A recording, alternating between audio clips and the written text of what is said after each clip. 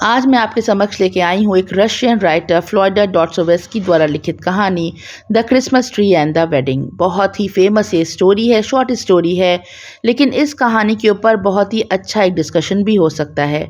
अगर आप सब कहेंगे तो एक लाइव सेशन रख के हम सब इसके ऊपर कुछ डिस्कशन कर सकते हैं। अगर आप चाहें तो कमेंट सेक्शन में भी अपने विचार प्रस्तुत कर सकते हैं। तो शुरू करते हैं 1848 में पब्लिश हुई इस कहानी का हिंदी एक्सप्लेनेशन। इस कहानी में नरेटर, जिसका नाम हमें नहीं बताया गया है, वो देखता है कि चर्च के बाहर काफ़ी भीड़ लगी है, एक बहुत ही शानदार शादी हो रही है।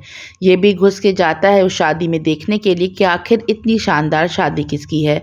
लेकिन शादी में जब दूल्हा दुल्हन को वो देखता है तो उसे 5 साल पुरानी एक न्यू ईयर की पार्टी याद आती है।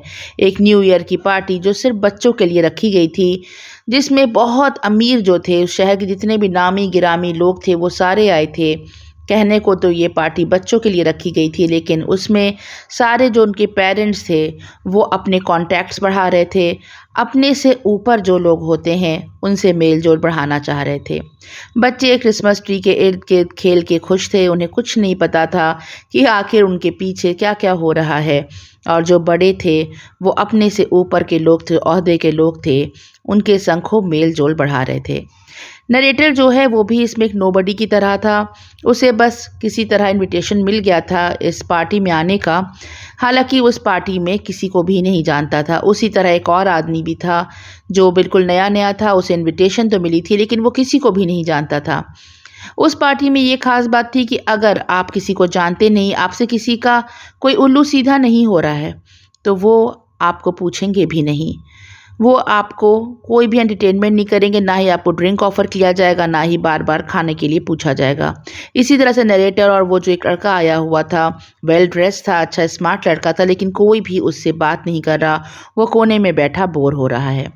उस पार्टी के गेस्ट ऑफ ऑनर थे यूलियन नाम के एक बहुत ही अमीर शख्स, और जो पार्टी थ्रो कर रहे थे वो भी काफ़ी रिच थे। उस पार्टी में एक से एक लोग आए थे। कॉन्ट्रैक्टर भी आए थे जो काफ़ी अमीर थे, उनके 2 बच्चे थे और उन बच्चों की गवर्नेंस भी साथ में आई थी। उस गवर्नेंस का एक छोटा सा प्यारा सा बच्चा भी था। ये सब बच्चे हम उम्र में हैं, लगभग 10 से 11 वर्ष के हैं, जो सब साथ में खेल रहे हैं। उन्हें कुछ नहीं पता कि सोशल स्टेटस आगे जाके कैसे उनके बीच में दीवार खड़ी कर देगा। उनकी दोस्ती बहुत दिन की नहीं है। तो ये यूलियन जो आदमी है ये काफ़ी तेज़ दिमाग का आदमी है, बहुत बिजनेसमैन सॉर्ट ऑफ आदमी है। उसको हर जगह पैसा, बिजनेस यही सब दिखाई देता है। जो वहाँ पे जिन्होंने पार्टी थ्रो की है वो खूब इसको ड्रिंक ऑफ़र कर रहे हैं, उसको सिगरेट्स और सिगार्स दिए जा रहे हैं और खूब फ्लैटरिंग, खूब बातें की जा रही हैं उससे कि किसी तरह ये खुश होके जाए यहाँ से। लेकिन यूलियन की जो तेज़ निगाहें हैं वो हर तरफ घूम रही हैं। उसे तो अपना फ्यूचर देखना है, उसे ऐसा बेनिफैक्चर चाहिए जो फ्यूचर उसका बना दे। और तभी उसके कानों में एक बात पड़ती है कि वही 11 साल की जो एक प्यारी सी बच्ची खेल रही है, उसके पापा ने, जो कि एक कॉन्ट्रैक्टर हैं, उन्होंने 3 लाख रुपये उसके लिए अभी से दहेज के रूप में इकट्ठा कर लिया है। किस तरह से दहेज उस ज़माने में भी एक अभिशाप था, ये हमें मालूम पड़ता है कि रशिया में भी इस तरह की जो थी अभिशप्त चीज़ें उस समय व्याप्त थीं। अब इस आदमी का, यूलियन के कान खड़े हो जाते हैं कि अच्छा, ये लड़की जो खेल रही है, प्यारी सी बच्ची, ये तो बहुत बड़ी बेनिफिशियरी हो सकती है। अगर मैं इससे आगे चल के शादी कर लूँ तो ये जो 3000 रुपये हैं वो उस समय तक कितने बढ़ चुके होंगे। वो सब कुछ मन में कैलकुलेट करने लगता है और धीरे धीरे वो पीछा करता है उस लड़की का कि आखिर वो लड़की कहाँ जा रही है। थोड़ी ही देर में सबको गिफ्ट्स मिलने शुरू होते हैं। जिसकी जैसा ओहदा था उसके बच्चे को उसी तरह का गिफ्ट मिलता है। सबसे महंगा गिफ्ट उसी प्यारी सी बच्ची को दिया जाता है जो एक बहुत खूबसूरत सी डॉल थी। और बेचारा जो लाल बालों वाला गवर्नर्स का प्यारा सा बेटा आया हुआ था वो गरीब था, उसके पिता की मृत्यु हो चुकी थी। वो उसको एक किताब मिलती है, ऐसी बेरंग सी किताब जिसमें ना कोई तस्वीर थी, ना ही कोई कटआउट्स थे। बच्चे लोग को जैसे अट्रैक्ट करती है, तस्वीरें लगी हों, कटआउट्स लगे हों, लेकिन वो एक बिल्कुल ऐसी सादी सी किताब जो सिर्फ खाना पूर्ति करने के लिए क्रिसमस गिफ्ट के तौर पे उसे दे दी गई थी। बच्चे को तो वो प्यारी सी डॉल और महंगे महंगे खिलौने अट्रैक्ट कर रहे थे। शायद अगर उसे वो खिलौने मिलते तो उसे बहुत खुशी होती, लेकिन वो अमीर लड़की उस डॉल को पाके भी नहीं खुश थी। उसके माँ बाप ये नहीं जान पा रहे थे कि उसके बच्चे की खुशी किस चीज़ में है। शायद वो लोग यही सोच रहे थे कि स्टेटस से, पैसे रुपए से, ओहदे से उनके बच्चे खुश होते होंगे। बच्ची दुखी होकर वो डॉल लेकर एक पास के कमरे में चली जाती है। वो कमरा बिल्कुल खाली था। अभी जो गवर्नर्स का बेटा है, ये वहाँ जब बच्चों के संग खेल रहा है तो बच्चे उसको चिढ़ा रहे हैं, उसे थोड़ा परेशान कर रहे हैं। तो उसकी माँ के कहती कि तुम बच्चों के संग मत खेलो। वो भी जानती है कि उसका बच्चा स्टेटस में उनके बराबर नहीं है, तुम अलग जाके अपने आप खेलो। तो ये बच्चा देखता है कि उसकी प्यारी दोस्त जो है वो उदास बैठी है उस अकेले कमरे में और डॉल से खेल रही है। वो डॉल जो शायद उसे बहुत अट्रैक्ट कर रही है, लेकिन उस बच्ची को वो खुशी नहीं दे पा रही। ये बच्चा चला जाता है उस कमरे में और उसके संग वो डॉल से खेलने लगता है। अब ये जो तेज़ तर्रार यूलियन आदमी है, जिसकी निगाह उस बच्ची पे है जो 11 साल की है, कि 5 साल के बाद जब ये शादी के लायक हो जाएगी तब मैं इससे काफ़ी पैसे बना सकता हूँ, वो चुपचाप से उस लड़की का पीछा करते करते उस पार्लर में पहुँच जाता है। मन ही मन वो फिर से कैलकुलेट कर रहा है कि अगर 4% के हिसाब से पैसा मिले तो कितना बढ़ेगा, 8 या 10% के हिसाब से मिल जाएगा तो वो रुपया कितना होगा। और उसकी ये सब कैलकुलेशन नरेटर सुन रहा है और उसे मन ही मन बहुत गुस्सा भी आ रहा है इस आदमी पे भी, किस तरह का नीच और गिरा हुआ आदमी है ये, जो इस तरह से पैसे कैलकुलेट कर रहा है। खैर, ये जो यूलियन है ये जाता है उस बच्ची के पास और धीरे से उसे माथे पे किस कर लेता है। बच्ची बिल्कुल सहम जाती है। उसने कभी भी ये एक्सपेक्ट नहीं किया था कि कोई अनजान आदमी आके इस तरह से उसे किस करे। बच्ची जब डर जाती है तो ये देखता है यूलियन की एक बच्चा जो है लाल बालों वाला वो उसके पास में बैठा है। वो सोचता है अगर ये बच्चा चला जाए तो मैं आराम से इस बच्ची के संग थोड़ा समय व्यतीत कर लूँगा। वो एक्चुअली थोड़ा हड़बड़ा जाता है कि किसी तरह इस लड़की को मैं अगर अपने प्रेम जाल में फंसा लूँ तो ये काम आगे जाके बहुत आसान हो जाएगा। वो उस बच्चे से कहता है कि तुम जाओ और जाके बाहर दूसरे बच्चों के संग खेलो। ये छोटी बच्ची जो थी ये मंशा जान जाती है यूलियन की और कस के उस छोटे बच्चे का हाथ पकड़ लेती है और कहती है नहीं, ये कहीं भी नहीं जाएगा, ये मेरे साथ रहेगा। ऐसा लग रहा था कि उसे सिर्फ इस बच्चे के साथ ही खुशी मिलती है और ऐसा लग रहा था कि वो दो जिस्म एक जान है, कभी भी उन्हें कोई अलग ना करे। बच्चा सहम के वहीं बैठा रहता है। यूलियन घूर के उस बच्चे को देखता है और दोबारा वह फिर से उस बच्ची को किस करने की कोशिश करता है। बच्ची इस बार चीख पड़ती है। यूलियन को ऐसा लगता है कि कहीं कोई उसे देख ना ले, उसका बनता हुआ काम ना बिगड़ जाए। तब वह ज़ोर से उस बच्चे को आंख दिखाता है और कहता है कि तुम तुरंत यहाँ से जाओ, नहीं तो ठीक नहीं होगा। तभी नरेटर जो था वो दरवाजे पे हल्की खटपट की आवाज़ करता है, क्योंकि उसे ऐसा लगता है कि बच्ची जो है वो खतरे में है। यूलियन चौंक जाता है। उसे लगता है कि उसकी बेइज्जती ना हो जाए और उसका चेहरा बिल्कुल लाल हो गया था और वह तेज़ी से उस कमरे से बाहर निकलता है। वो छोटा बच्चा सहमा हुआ भी वहाँ से जाता है और जहाँ पे डाइनिंग टेबल लगा था वहीं पर एक टेबल के नीचे छिप जाता है। लेकिन यूलियन की क्रूएल निगाहें अभी भी उस प्यारे छोटे से बच्चे पे थीं। वह रुमाल निकालता है अपना बड़ा सा और टेबल के नीचे ऐसे मारने लगता है कि उस बच्चे को चोट लग जाए और वह टेबल के नीचे से भी निकलकर भाग जाए। तभी वो जो बच्ची थी, अमीर बच्ची, उसके माँ बाप जो कॉन्ट्रैक्टर हैं वो उस तरफ से चले आ रहे थे। अब तो यूलियन को अपना जाल बिछाना है। वो खूब अच्छे से उनसे मिलता है, प्यार भरी बातें भी करता है। तभी जिन्होंने पार्टी थ्रो की थी वो भी वहाँ पे आ जाते हैं।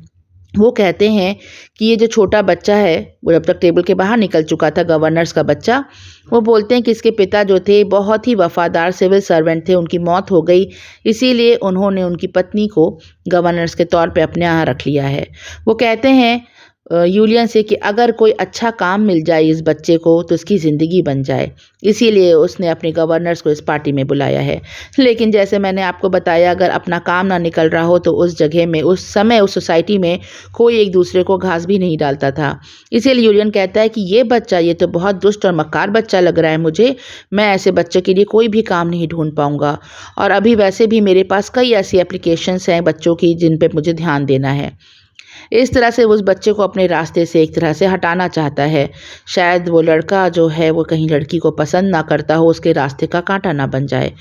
ये सब फिर से बाहर जाते हैं। बाहर जाते ही वो कॉन्ट्रैक्टर की और उससे वाइफ से खूब बातें करने लगता है, अच्छी अच्छी उसकी लड़की के बारे में। लड़की तब तक बाहर पहुंच चुकी थी और बहुत फ्लैटरिंग बातें करता है कि बहुत ही प्यारी वेल मैनर्ड बच्ची है आपका, आपने ब्रॉट अप बहुत अच्छा किया है अपनी बच्ची का। और इस तरह से वह धीमे धीमे उनसे दोस्ती बनाता है और वो कहता है कि मैं अगले संडे को आपके घर ज़रूर आऊँगा।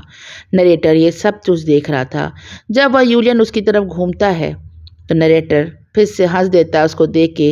वह जताना चाहता था कि मैं सब कुछ समझ चुका हूँ, कि तुम क्या करना चाह रहे हो।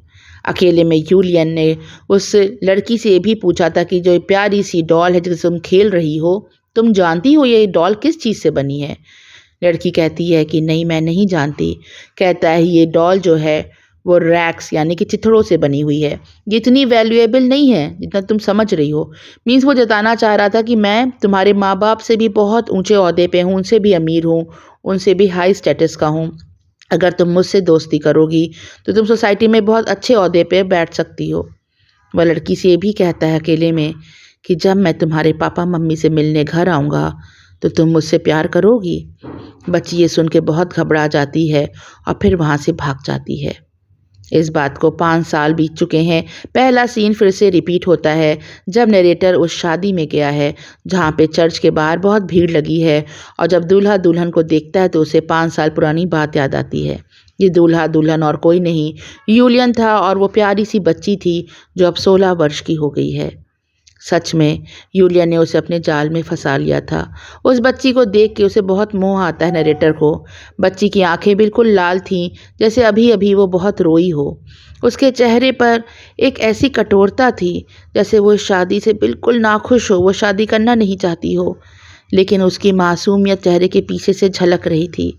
वो ऐसा लग रहा था उसको देख के कि वह चीख रही हो और उसकी बात कोई ना सुन रहा हो।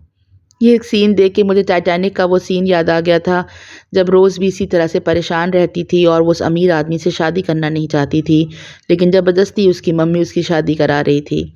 सच में पहले सोसाइटी में आदमी बच्चे की खुशी नहीं देखता था, सिर्फ अपना स्टेटस सिंबल, अपनी जान पहचान बढ़ाने के लिए शायद शादियाँ की जाती थीं उस समय। आज समय बहुत बदल चुका है, लेकिन ये कहानी जो थी वो बहुत मर्मस्पर्शी कहानी थी। दिल को छू गई ये कहानी। ये कहानी तो यहीं पे समाप्त हो गई, लेकिन बहुत कुछ सोचने को, बहुत कुछ कहने को मजबूर करती है। लड़की का पिता जो कॉन्ट्रैक्टर था, क्या उसे अपनी बच्ची की खुशी दिखाई नहीं दी? क्या उसे ये दिखाई नहीं दिया कि इतनी प्यारी मासूम सी बच्ची को वो किसके साथ शादी कर रहा है? क्या वो ये जान नहीं पाया कि यूलियन सिर्फ पैसों के पीछे है? पैसे के अलावा उसे ज़िंदगी में कुछ भी नहीं चाहिए। आपको क्या लगता है असली दोषी इस कहानी में कौन था?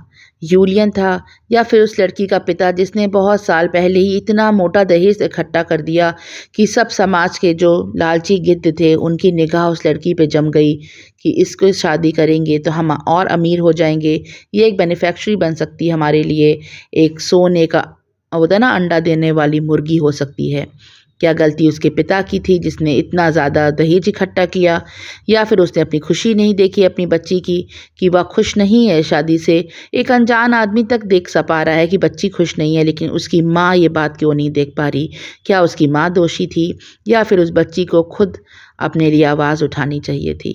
अपने विचार कमेंट सेक्शन में ज़रूर व्यक्त करें। आपको ये कहानी कैसी लगी? और सुनते रहें मेरी कहानियाँ, जुड़े रहें चैनल से। Thanks for listening. Bye for now.